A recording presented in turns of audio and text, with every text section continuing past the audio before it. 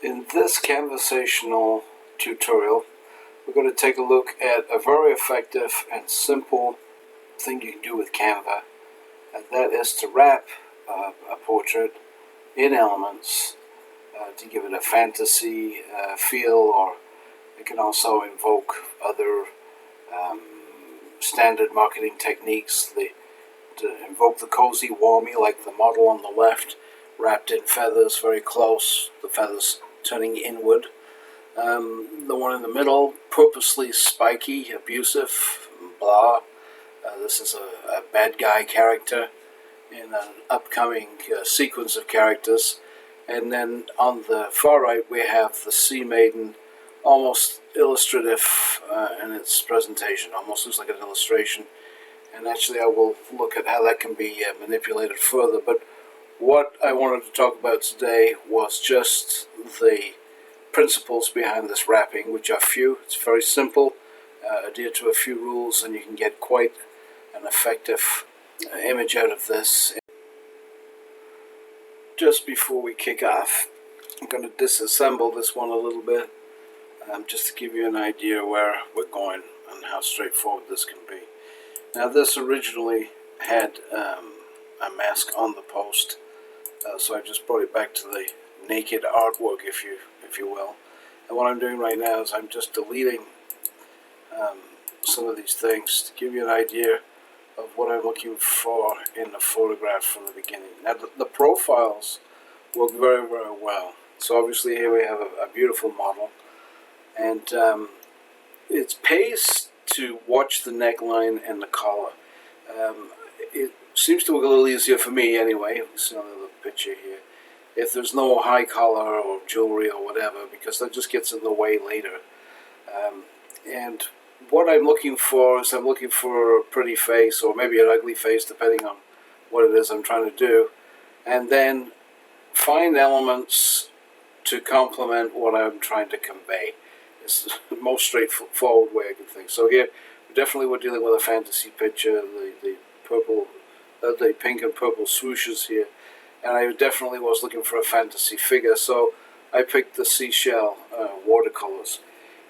One thing you need to take into consideration, even though this is extremely simple to do, is when you're placing your elements, you still have to give some regard, and I'm just putting these back in, to the shape of the model and also the area that you're trying to cover. If you start deviating too much from how the original picture was laid out, you might get something interesting, but it won't really have anything to do with the model. That's the best way I can say. So going with these curved shells in the curved areas really helps keep in context. You see this one is in here again. Keeps in context with the original model with her hair. And that essentially is all there is to this, to putting it together. Now, there are a couple of things I should add to that. Number one is you're going to need a lot of elements. So in this particular case, I use seashells, watercolor, decoration. And there are the keywords right there: illustration, watercolor, underwater, seashell, and decoration. So you can see what's going on. Now, the thing is with it, you do need to have rather a lot of elements to make this happen, because it's going to take a lot to soak up those curves with the seashells and etc. So that is one thing you need to take into consideration for sure. Don't be going on something that just has one or two elements, because then you're going to be spending the rest of the day taking background out of photos because you ran out of things to use. I also was looking for this very illustrative look of a drawing almost. So the original model, I also took down the opacity. And one thing I did discover at that time that's kind of interesting is if you completely take the model out, you're still left with kind of an interesting silhouette. That's something you may want to experiment with. I keep meaning to experiment with it myself and keep forgetting, but that was another interesting thing here. But in essence, that's all there is to this. It is add spice to taste, but keep in mind the direction of the original model, the direction of the hair, how her chin moves, how her neck moves, etc. And also keep in mind you're going to need a lot of elements, so you may want to look at the elements before you start dressing these things up. Now that would be true of all three of these portraits I showed in the beginning, just slightly different approaches. Whereas I was looking for an illustration look here, or a sketchy look, whichever way you want to go, here I most definitely wasn't. I wanted this one to be pop, I wanted it to be aggressive. You'll notice that I have taken the shells, in this case, right out to fill the background. This was purposeful, done on purpose, because I wanted this thing to be aggressive, powerful. Also, the tongue sticking out and the way the shell is spiked here, this spiky, all again very calculated, almost shoulder pad shells look. So you need to put some thought into what do you want your illustration, your picture, your photo manipulation, what do you want it to say. This one is entitled Sea Witch, so you know that's what we were looking for. We were looking for a nasty character, who, by the way, is the dark character in the Sea Maiden story, which is another story.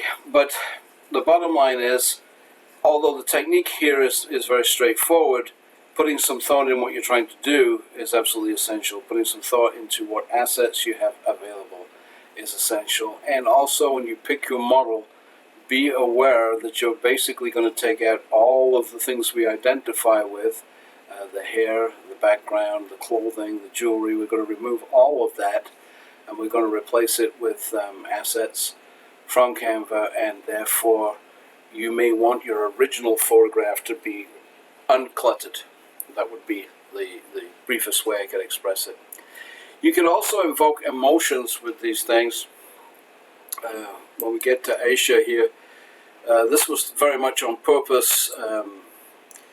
I was looking for soft and sexy, and I mean, look at the eyes on this model are absolutely incredible. If we just take out the lace that's acting as a mask here. I mean, this was a no-brainer. This model was perfect for what I wanted. I wanted deep, dark, mysterious, and we added to that mystery by putting this simple piece of lace across her eyes. But there's a little bit more to it than that. We are garnished with lace. Again, you may want to make sure when you're doing these garnishments there is enough of it around. As it turns out, there's a lot of lace assets in Canva. So you don't really have a shortage of elements there. Something to put some thought into. But also the direction of these. These long, sweeping feathers, again, quite an assortment of feathers as it turns out within Canva. It is necessary to either go with the line of the portrait. So we've got the hair coming across here, this nice swish. And the feathers have continued with that motion. If I wanted this to look more aggressive or flamboyant, I simply would have turned the feathers around. I would have feathers sticking out like a peacock instead of wrapping the face. So there's really a lot you can do with this simple technique to invoke different emotions and certainly different textures on the post itself, or the artwork, however you want to look at it. These were all posts originally. Now, all of these files, they are designated under Canvasational as free files, so I will post the links to them so you can pull them apart. But I believe that the most important thing is what we've discussed and so far, and I think if you just have a listen to the words and have a play around with the files, you'll be turning these things out in no time. And of course with your own creativity and flair. Okay, that's it for this tutorial. I hope you enjoyed it.